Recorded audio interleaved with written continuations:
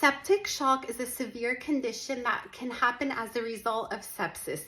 Sepsis is our body's extreme response to an infection, and sepsis can lead to widespread inflammation in someone's body, tissue damage, and organ failure. What happens in septic shock is characterized by a significant drop in blood pressure, and this blood pressure drop doesn't respond adequately to fluid replacement, and this can lead to poor blood flow and oxygen delivery to organs, which is very bad.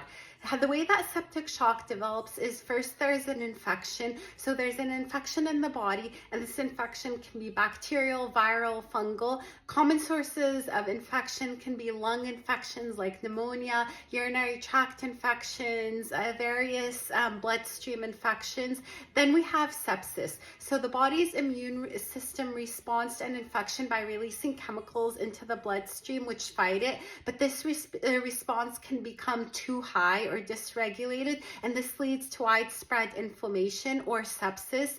Next, we have an inflammatory response. So too much inflammation can cause blood vessels to become leaky, and this leads to blood pressure dropping. The body can also form these small blood clots, and this can stop blood flow and oxygen delivery to tissues and organs. Next, we have septic shock.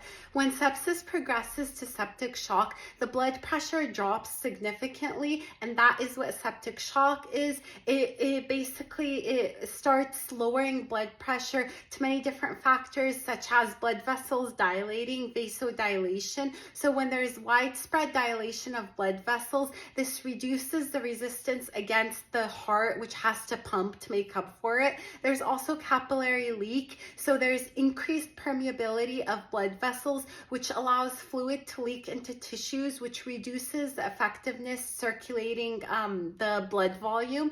Next, we have heart dysfunction. So the heart may not be able to pump effectively due to the effects of inflammatory mediators and chemicals and lowered blood flow.